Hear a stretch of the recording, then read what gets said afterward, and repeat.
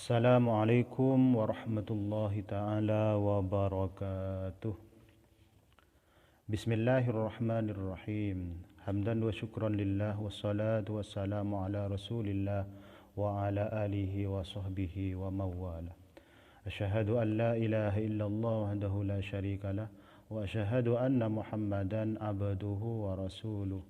Qala rabbi israh li sadri wa yassir li amri wahlul 'uqdatam min lisani yafqahu qawli, amma ba'du. Yang kami hormati serta ta'zimi Bapak Dr. Arfan Muammar MPD selaku dosen pengampu mata kuliah Metodologi Penelitian Pendidikan. Segenap teman-teman mahasiswa, mahasiswi rahimakumullah. Alhamdulillah, pada kesempatan kali ini kami akan mempresentasikan makalah yang telah kami susun dengan judul topik penelitian kualitatif dalam pendidikan Islam.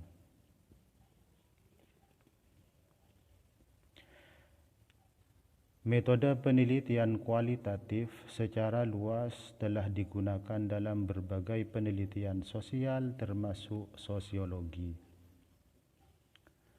Terdapat beberapa kesimpangsiuran dalam memahami metode kualitatif yang seringkali dianggap sebagai pelengkap dari metode kuantitatif.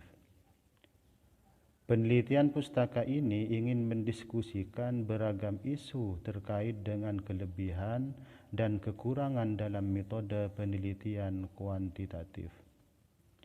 Kami menyimpulkan bahwa metode kualitatif secara potensial dapat berguna dalam menyumbangkan pembangunan teori ilmu sosial serta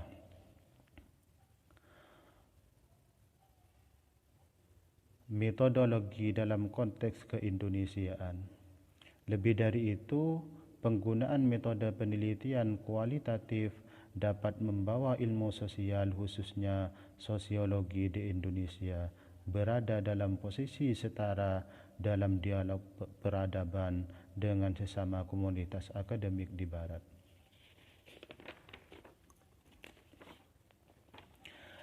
Menyikapi permasalahan dalam pendidikan Islam, maka perlu dilakukan kajian mendalam melalui penelitian sebagai upaya pengembangan dan solusi terhadap permasalahan yang ada dalam lingkup pendidikan Islam.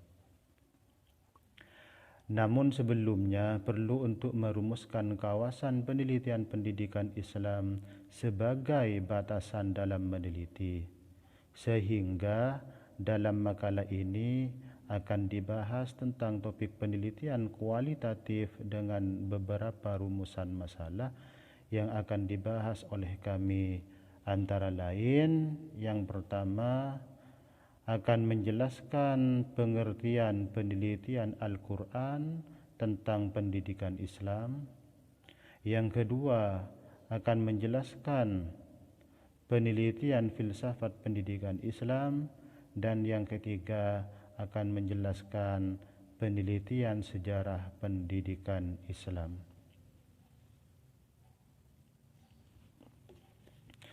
Baiklah, saya akan memulai menjelaskan tentang penelitian Al-Quran dan hadis tentang pendidikan Islam.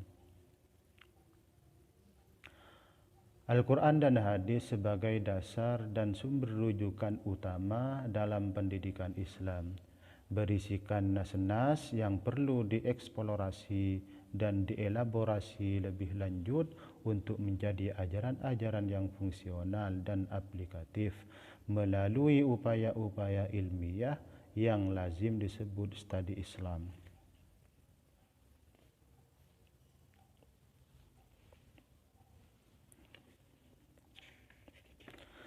Pengertian penelitian Al-Quran dan hadis tentang pendidikan Islam.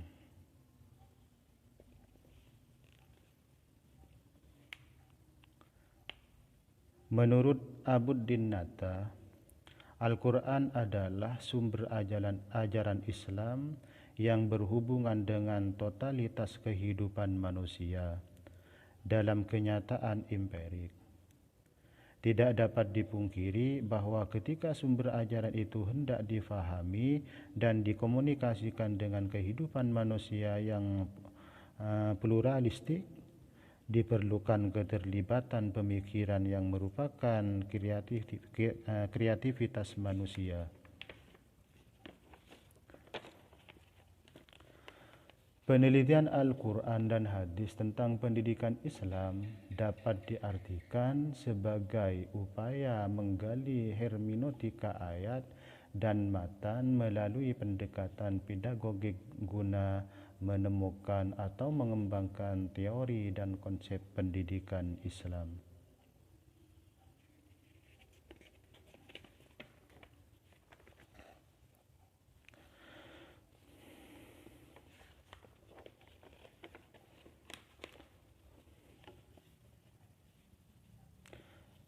Dalam penelitian Al-Quran dan hadis tentang pendidikan Islam, ada beberapa langkah. Langkah-langkah penelitian Al-Quran berdasarkan metode yang digunakan dibagi menjadi 4, yaitu sebagai berikut.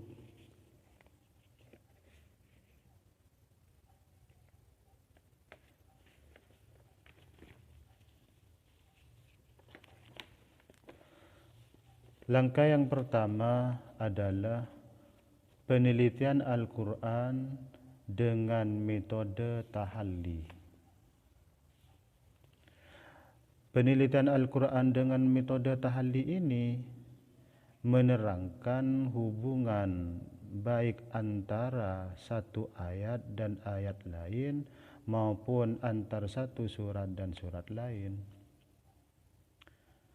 Yang kedua, metode penelitian Al-Quran atau penelitian Al-Quran dengan metode tahalli menjelaskan sebab-sebab turunnya ayat atau bisa dikatakan dengan asbabun nuzul.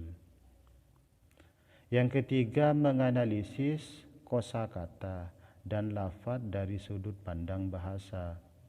Kemudian memaparkan kandungan ayat secara umum dan maksudnya. Menerangkan unsur fasahah, bayan ijaznya bila dianggap perlu.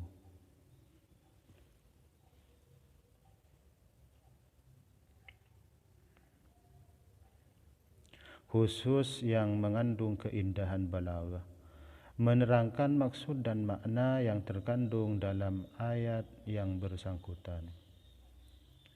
Kemudian langkah yang kedua, penelitian Al-Quran dengan metode ijmali. Penelitian Al-Quran dengan metode ijmali ini menjelaskan makna ayat-ayat Al-Quran secara garis besar.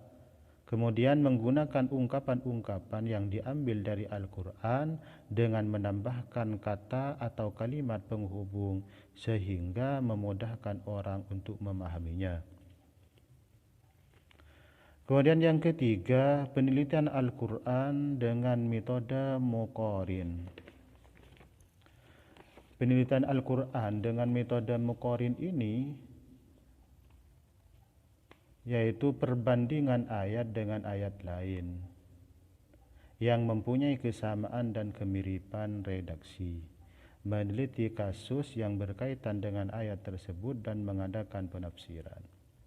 Kemudian perbandingan ayat Al-Quran dan hadis, dan perbandingan hasil mufassir dengan mufassir lainnya. Kemudian langkah yang ketiga, penelitian Al-Quran dengan metode maudhu'i. Penelitian Al-Quran dengan metode maudhu'i ini akan menetapkan masalah yang akan dibahas.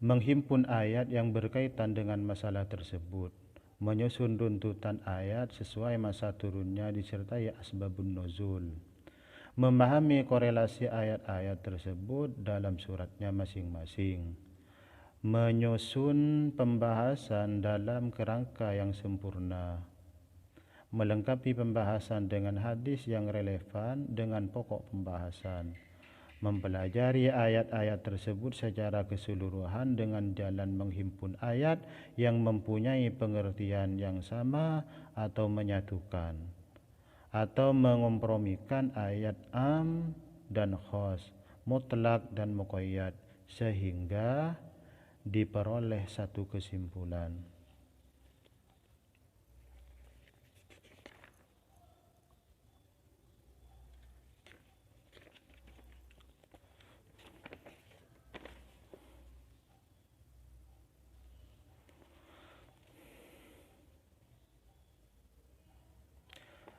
Memperhatikan langkah-langkah penelitian Al-Quran berdasarkan metodenya tersebut, maka dapat diketahui penelitian Al-Quran tentang pendidikan Islam merupakan langkah-langkah penafsiran Al-Quran dengan pendekatan pedagogik guna menemukan nilai-nilai atau dimensi-dimensi pendidikan Islam dalam ayat-ayat Al-Quran, sehingga menjadi teori dan konsep pendidikan Islam.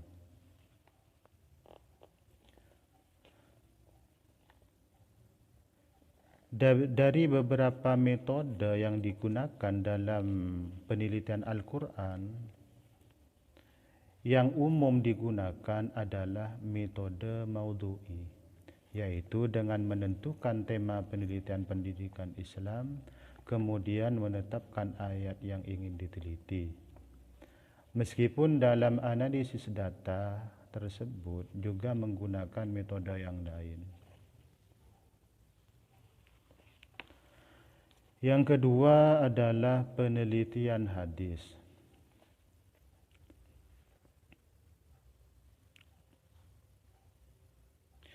Penelitian hadis ini sama dengan penelitian Al-Quran, yaitu dimulai dengan menentukan hadis yang dianggap memiliki dimensi pendidikan. Kemudian melakukan kritik hadis dengan langkah-langkah sebagai berikut.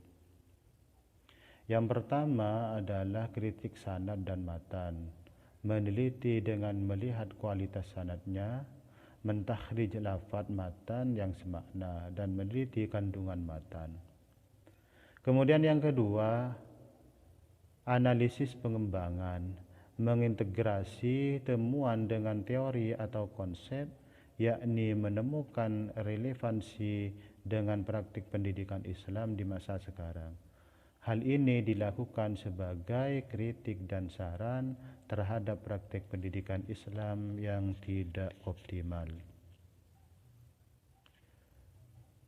Demikianlah presentasi dari kami. Untuk selanjutnya kami pasrahkan ke teman kami, saudara Abdul Rauf. Akhirnya dari kami kurang lebihnya mohon maaf. Assalamualaikum warahmatullahi taala wabarakatuh. Assalamualaikum warahmatullahi wabarakatuh. Bismillahirrahmanirrahim. Alhamdulillahi rabbil alamin. Wassalatu wassalamu ala sayyidina Muhammadin wa ala alihi wa ashabihi ajma'in, amma ba'du. Yang kami hormati dosen pengampu mata kuliah metodologi penelitian pendidikan Islam, Bapak Dr. Muhammad Arfan Muammar MPD, dan juga teman-teman mahasiswa Pasca Sarjana Universitas Muhammadiyah Surabaya yang kami cinta dan sayangi. Terima kasih atas waktunya. Pada kesempatan kali ini saya akan melanjutkan presentasi teman saya yang sebelumnya, dan presentasi kali ini saya akan menjelaskan tentang penelitian filsafat pendidikan Islam dan penelitian sejarah atau penelitian filsafat sejarah pendidikan Islam. Penelitian filsafat pendidikan Islam pendekatan filosofis dalam kajian Islam berusaha untuk sampai kepada kesimpulan-kesimpulan yang universal dengan meneliti akar permasalahannya. Metode ini bersifat mendasar dengan cara radikal dan integral, karena memperbincangkan sesuatu dari segi esensi, hakikat sesuatu. Harun Nasution dalam Supyana mengemukakan bahwa berfilsafat intinya adalah berpikir secara mendalam, seluas-luasnya dan sebebas-bebasnya, tidak terikat pada apapun sehingga sampai kepada dasar segala dasar. Pengertian penelitian filsafat pendidikan Islam. Dengan penjelasan di atas bahwa pengertian filsafat pendidikan Islam adalah kajian pemikiran-pemikiran yang menyeluruh dan mendasar tentang pendidikan sesuai tuntunan ajaran Islam. Perbedaan filsafat pendidikan umum dengan pendidikan Islam adalah: yang pertama, filsafat pendidikan umum tergantung pada teori dan sistem pemikiran semata. Sedangkan filsafat pendidikan Islam didasarkan pada pemikiran yang bersumber dari wahyu ilahi. Yang kedua, prinsip berpikir radikal dalam filsafat pendidikan umum memberi makna pada pemikiran tanpa adanya batas. Sedangkan dalam filsafat pendidikan Islam, berpikir radikal memberi makna kemerdekaan manusia untuk berpikir yang dibatasi oleh kebenaran wahyu. Unsur-unsur metodologi penelitian filsafat pendidikan Islam.